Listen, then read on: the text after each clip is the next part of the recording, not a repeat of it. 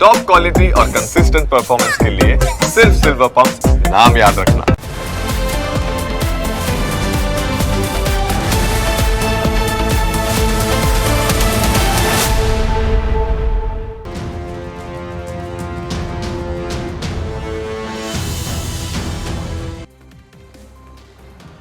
ઘણીવાર આપણે જે જોઈએ અને સાંભળીએ તે હકીકત હોતી નથી અને જે હકીકત હોય તે આપણને દેખાતી નથી। ભાવનગરના પાલીતાણામાં એક એવો કિસ્સો બન્યો જેની હકીકત સાંભળીને તમે પણ હેરાન થઈ જશો। પહેલાં તો તમને એવું લાગશે કે સરકારી યોજનાના લાભાર્થી પાસે અધિકારી લાંચ માગે છે, પણ ત્યારબાદ અસલી હકીકત તમે જાણશો તો તમારો દૃષ્ટિકોણ ચોક્કસ બદલાઈ જશે।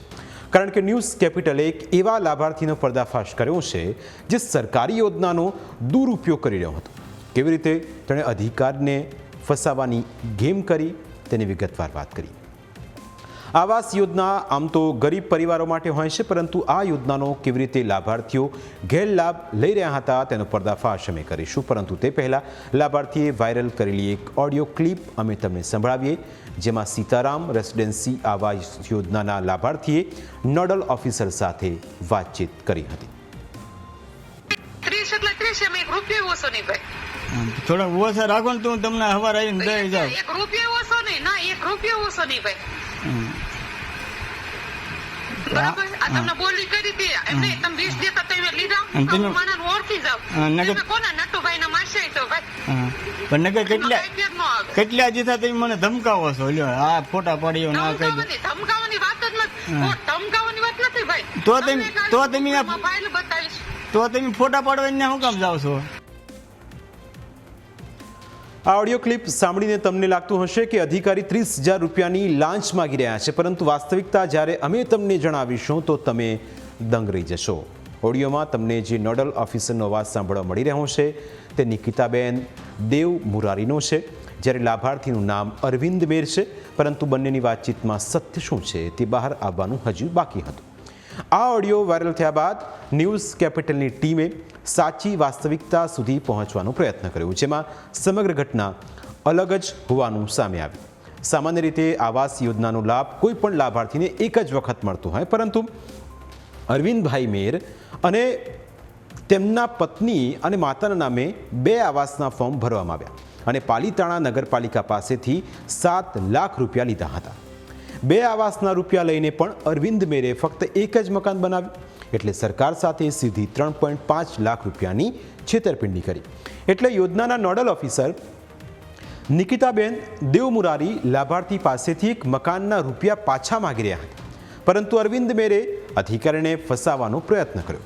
તેણે પોતે અધિકારી સાથે કરેલી વાતચીતમાંથી ફક્ત રૂપિયા આપવા બાબતે થયેલી વાતચીતની જ ઓડિયો ક્લિપ વાયરલ કરી।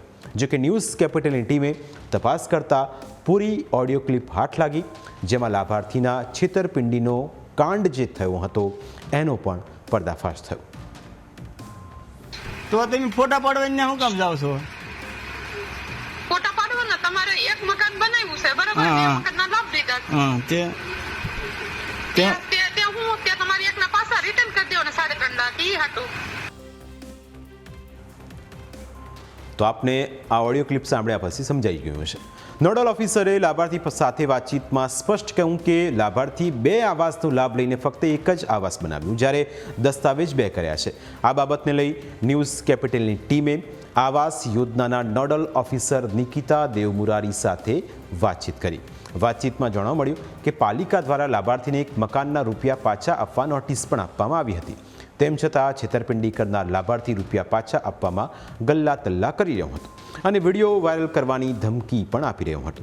એટલે કે ચોરી ઉપરથી શેનાજોરી જેવો અહીં લાભાર્થીએ ઘાટ ઘડ્યો હતો।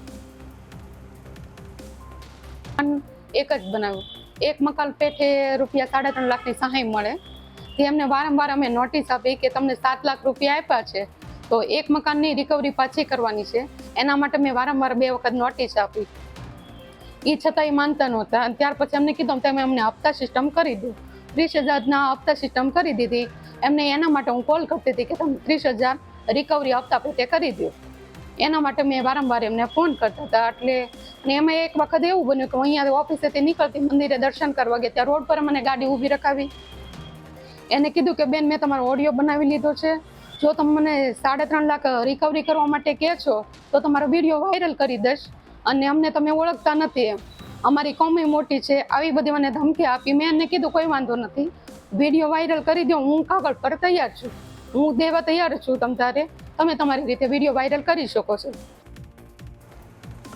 કહેવાય છે કે દયા ડાકણને ખાય, આવું જ અધિકારી સાથે પણ થયું. લાભાર્થીની પરિસ્થિતિ ખરાબ હોવાથી અધિકારીને તેના ઉપર દયા આવી અને 30,000ના હપ્તા કરી આપ્યા. તેમ છતાં લાભાર્થી સરકારી રૂપિયા ચાઉ કરી જવાનો પ્લાન તૈયાર કરીને બેઠો હતો, અને એટલે જ તે અધિકારીને ધમકીઓ પણ આપી રહ્યો હતો.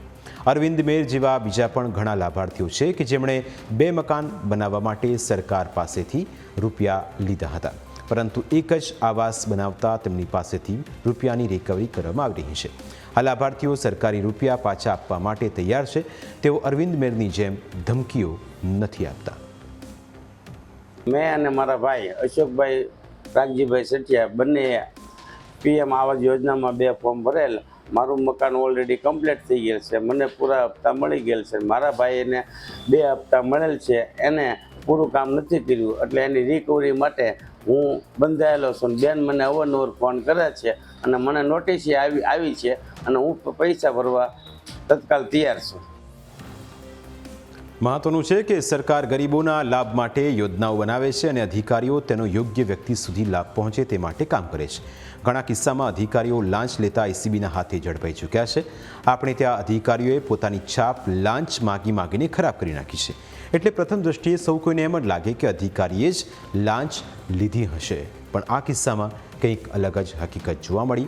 ખરેખર આવા સાચા અને પ્રમાણિક અધિકારીઓની જરૂર છે, જેઓ નિષ્ઠાપૂર્વક પોતાની ફરજ અદા કરે છે. પરંતુ કેટલાક લેભાગુ તત્વો સરકારી યોજનાનો ખોટી રીતે લાભ લેવા અધિકારીઓને જ ફસાવાની ગેમ કરે છે, જેના કારણે સાચા લાભાર્થી લાભથી વંચિત રહી જાય છે. આવા તત્વો સામે કડકમાંથી કડક કાર્યવાહી થાય તે જરૂરી છે, જેથી ભવિષ્યમાં કોઈ આવી હરકત ન કરે અને સાચા લાભાર્થીઓ પોતાના યોજનાના લાભથી વંચિત પણ ન રહી જાય. પાલીતાણાનો આ કિસ્સો એ વાતનો પુરાવો છે કે સોશિયલ મીડિયા ઉપર લોકો કેવી રીતે ભ્રામકતા ફેલાવીને લોકોને ગેરમાર્ગે દોરવાનો પ્રયત્ન કરે છે, અને તેના કારણે સાચા નિષ્ઠાવાન અધિકારીઓની પ્રતિષ્ઠાને પણ નુકસાન પહોંચે છે. જોકે ન્યૂઝ કેપિટલની ટીમને આ કિસ્સો શંકાસ્પદ લાગતા જ ઊંડાણ સુધી તપાસ કરી અને જે હકીકત જાણવા મળી તે એક જવાબદાર મીડિયા તરીકે અમે તમારા સુધી પહોંચાડવાનો પ્રયત્ન કર્યો. પ્રાઇમ 9માં સમય થયું છે બ્રેકનું. બ્રેક બાદ અન્ય મુદ્દા વિશે વાત.